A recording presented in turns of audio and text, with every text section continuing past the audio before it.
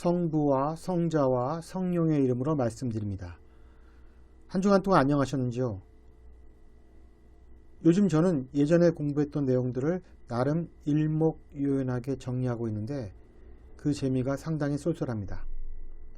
머리에 마구잡이로 집어넣기 때문에 지식으로서의 활용도가 떨어졌으나 구슬이 서말이라도 꿰어야 보배라는 옛말처럼 하나하나씩 꿰는 작업이 최근 저의 큰 기쁨입니다.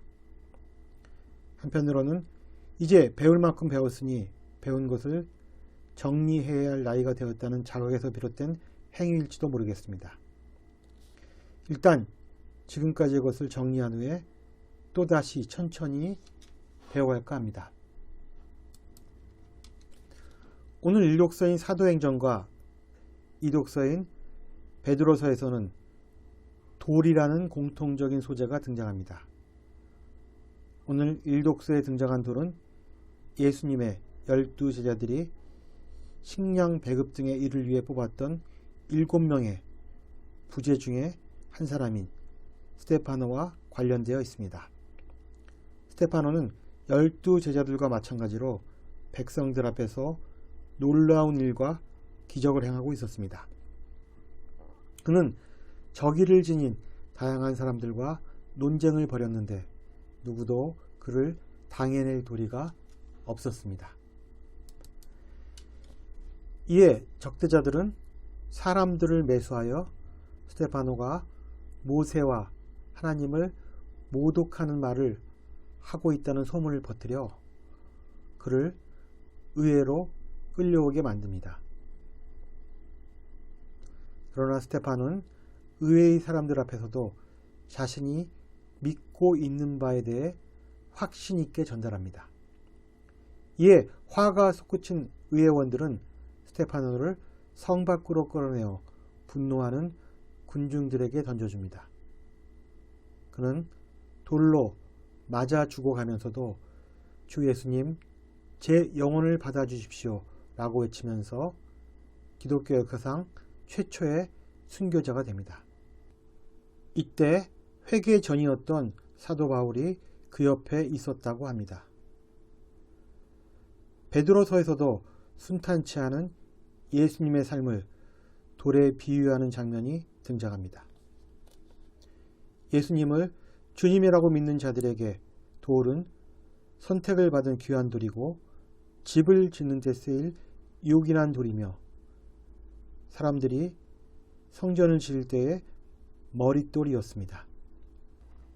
오늘 시편 31편에서도 작자는 주님을 자신의 바위이자 성체 또는 은신처로 비유하고 있습니다.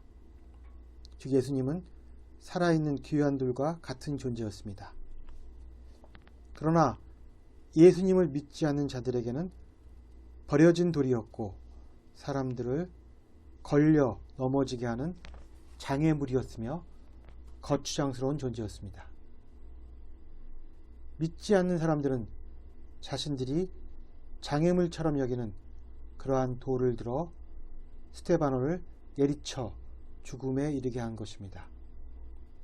하나의 돌이 보는 관점에 따라 양면성을 지니고 있다는 사실은 우리에게 많은 통찰을 전해줍니다. 살아서는 버린 돌 취급을 받은 예수님, 죽으시고 부활하신 후에는 모퉁이의 머릿돌이 되신 예수님. 최근 돈 봉투 살포 사건으로 인해 곤혹을 치르고 있는 전직 야당 대표인 송모 씨가 물극필반이라는 사자성어를 언급한 적이 있습니다. 사물이나 현상이 극한 상태에 도달하면 반드시 되돌아온다는 의미입니다. 물극필반이라는 사자성어에 따라 돌을 해석하자면 돌은 원래 살아있는 귀중한 머릿돌이었으나 사람들의 오해와 오용으로 인해 버려진 모퉁이돌 취급을 받았는데 다시 하나님께서 원래의 모습대로 되돌려 주신다는 의미로 이해할 수 있습니다. 하나님이 주관하시는 우주의 섭리에 관한 이 사자성어는 결국 우주 변화의 방법이 어떠한 방식으로 일어나고 있는가에 대해 말하고 있는 것입니다. 우리에게 필요한 것은 외형상으로는 버려진 돌처럼 보이지만 그 안에 사람을 살리는 생명이 내재되어 있다는 믿음입니다. 우리가 이러한 통찰을 지니고 있을 때 비로소 우리의 신앙은 굳건해질 것입니다. 오늘 요한복음이 속해 있는 14장부터 16장까지를 신학에서는 고별담화라고 부르고 있습니다. 이 고별담화에는 예수님의 당신에 대한 계시, 제자들과 당신의 관계에 대한 언급, 그리고 제자들에게 남기신 권고와 약속이 담겨 있습니다. 고별담화의 시작인 14장은 앞으로 당신과 제자들이 머무를 곳과 또 그곳에 어떻게 갈 것인가에 대한 이야기로 시작합니다. 요한복음은 예수님이 돌아가신 지 60년에서 70년 후인 1세기 말에 기록된 복음입니다. 이 시점이 의미하는 바는 신자들 사이에서 예수께서 재림하시겠다고 약속한 때가 이미 지난 것은 아닌가 하는 의구심이 피어오르던 시점이었다는 것입니다.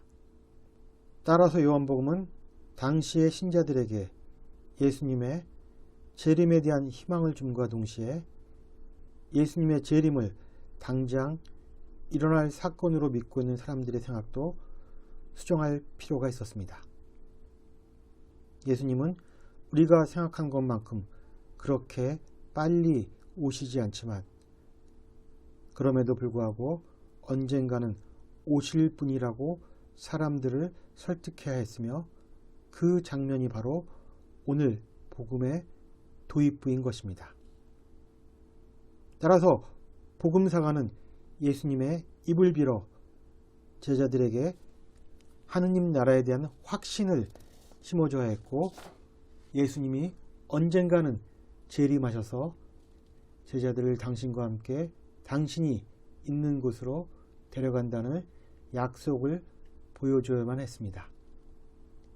이에 합리적인 토마는 그럼 어떠한 방법을 통해서 하느님 나라에 갈 수 있는가를 묻습니다. 그러자 예수님은 내가 길이요 진리요 생명이다. 나를 거치지 않고서는 아무도 아버지께 갈 수 없다. 너희가 나를 알았으니 나의 아버지도 알게 될 것이다. 이제부터 너희는 그분을 알게 되었다. 아니 이미 배웠다고 말씀하십니다. 상당히 담대하지만 어떻게 보면 이치에 어긋나는 말이기도 했습니다. 예수님은 이와 똑같은 말씀을 유다인과 바리사이들, 율법학자들 앞에서 했다가 돌로 맞아 죽을 위기에 처한 적도 있었습니다. 나를 아는 것이 하느님을 아는 일이라고 말하는 것, 그것은 사실 함부로 말하기 어려운 말이었습니다. 그래서 빌립보에 아버지를 뵙게 하여 주시면 더 바랄 것이 없겠다는 질문에 대해 예수님은 부연 설명을 하셔야 했습니다. 필립보야 들어라. 내가 이토록 오랫동안 너희와 같이 지냈는데도 너는 나를 모른다는 말이냐. 나를 보았으면 곧 아버지를 본 것이다. 너는 내가 아버지 안에 있고 아버지께서 내 안에 계시다고 한 말을 믿어라. 이처럼 제자들에게도 오해를 받고 있는 예수님의 상황은 순탄하지 않았습니다.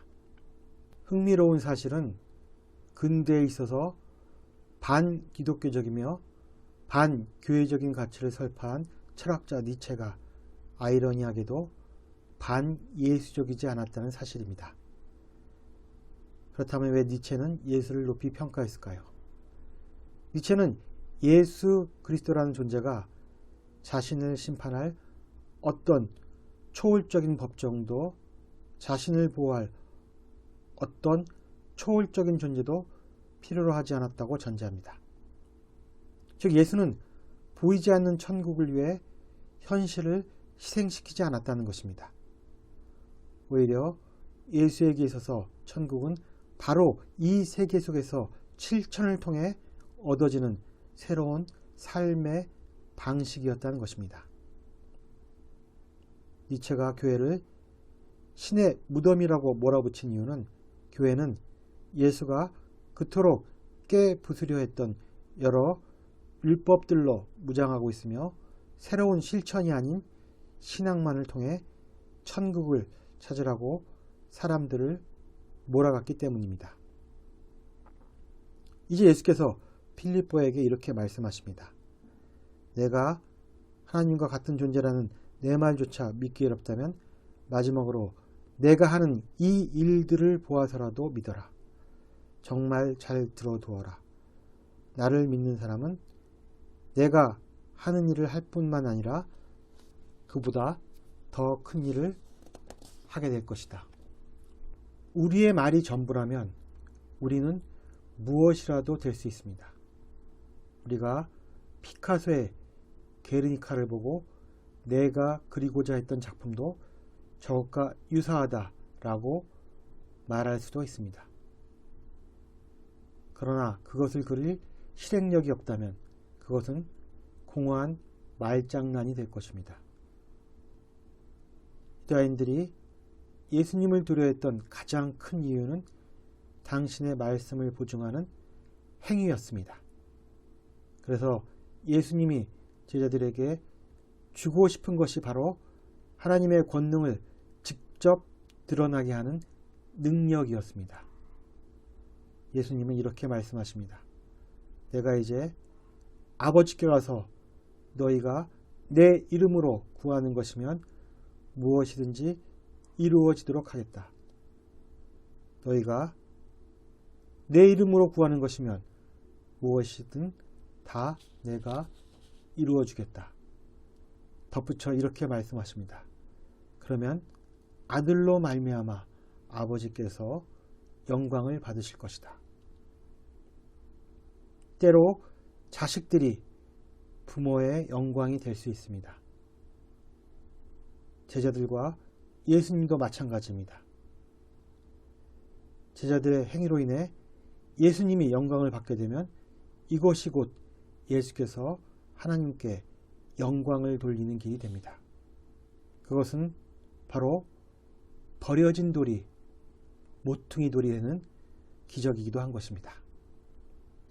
아무쪼록 우리도 실천을 통해 주님으로부터 받은 은총을 주님께 잘 되돌려주는 신자가 되기를 기원합니다. 성부와 성자와 성령의 이름으로 말씀드렸습니다. 아멘.